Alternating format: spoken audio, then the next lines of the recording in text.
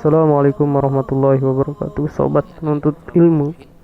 Kali ini kita akan berbicara tentang salah satu biografi dari Ustadz kita, yaitu Ustadz Dr. Dasman Yahya Ma'ali LC.MA Hafizahullah Ta'ala, yang akhir-akhir ini ceramah beliau lagi viral, yakni ceramah tentang bantahan beliau terhadap salah seorang filosof Ar-Razi dan bantahan beliau terhadap seorang Asy'ari Idrus Ramli, seorang NU.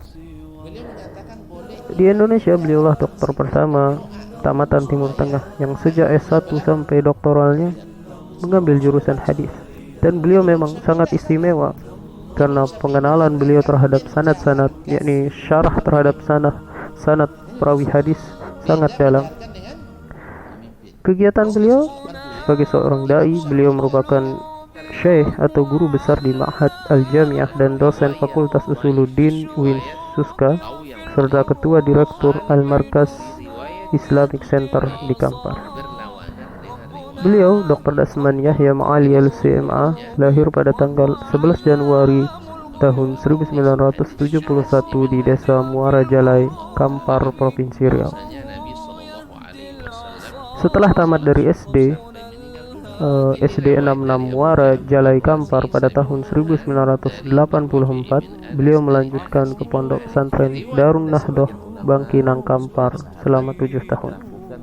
Setelahnya beliau melanjutkan ke Lipia di Jakarta selama 2 tahun program I'dad dan Takmili. Kemudian Allah Subhanahu wa Ta'ala memberikan karunia terhadap beliau untuk bisa melanjutkan pendidikan ke Universitas Islam Madinah pada tahun 1993. Allah Subhanahu wa Ta'ala lagi-lagi memberikan beliau keutamaan sejak S1 sampai S3 mengambil jurusan hadis. Beliau lulus tahun 2008. Disertasi doktor beliau, yakni tahqiq terhadap kitab At-Tuyuriyat karya Abu Thahir As-Silafi Al-Asbahani yang wafat tahun 576 Hijriah, dicetak dalam 4 jilid di Maktabah Adwa Us-Salaf Riyadh. Kitab ini disusun oleh Abu Thahir As-Silafi yang disadur dari karangan guru beliau, Syekh Abu Husain Al-Mubarak As-Sayrafi At-Tuyuri Al-Hambali yang wafat tahun 500 Hijriah. Kandungan kitab, yaitu disertasi beliau ini, berisikan kumpulan riwayat-riwayat hadis Rasulullah SAW. Keistimewaannya adalah riwayat-riwayat yang di dalamnya memiliki sanad yang ahli. Selain itu terdapat asar hikayat perjalanan para ulama muhadditsin yang penuh dengan fawaid dan lataif. Beliau menempuh pendidikan dengan penuh keistiqomahannya selama 15 tahun, dan beliau sudah berhaji sebanyak 14 kali. Selama di Madinah, selain belajar di bangku perkuliahan di banyak masyayikh, beliau juga aktif bermulazamah di majelis para masyayikh. Di antaranya adalah Syekh Abdul Muhsin Al-Abbad Al-Badar Hafizahullah Ta'ala, yang merupakan bapak dari Syekh Dr. Abdul Razak yang sering ke Indonesia. Di antaranya yang beliau kaji adalah Sunan An-Nasai sejak pertengahan juz pertama sampai tamat. Yang paling fokus beliau di majelis Syekh Abdul Muhsin selama 3,5 tahun. Yang kemudian Syekh Atiyah Salim rahimahullah ta'ala, yang merupakan ahlul hadis Madinah, guru besar dari Universitas Islam Madinah. Di antara kitab yang beliau pelajari darinya adalah kitab Umdatul Ahkam, Subulus Salam, Al-Muwatta, Al-Imam Malik, dan berbagai kitab lainnya. Yang kemudian yang ketiga, Syekh Muhammad bin Mukhtar Asy-Syinkiti, yang merupakan pakar fikih di Madinah dan anggota Hay'ah Kibaril Ulama. Di antara kitab yang beliau pelajari dari Syekh adalah Umdatul Ahkam dan Bulughul Maram. Beliau sangat mengutamakan majelis Syekh ini dikarenakan Syekh ini pakar terhadap fikih dan banyak memberikan faidah-faidah dari hadis yang disampaikannya, sehingga beliau mendapatkan faidah yang luas. Beliau pernah mengatakan kepada murid-murid Imam Asy-Syafi'i, yang sering meninggalkan majelis syekh lainnya ketika kehadiran Imam Syafi'i. Ya, barangkali beliau menginginkan untuk dapat mengambil banyak ilmu hadis dan fikih. Kemudian Syekh Profesor Muhammad Al-Waili yang merupakan wakil rektor dari Universitas Islam Madinah. Di antara yang beliau pelajari adalah kitab Bidayatul Mujtahid karangannya Ibnu Rushd Al-Hambali.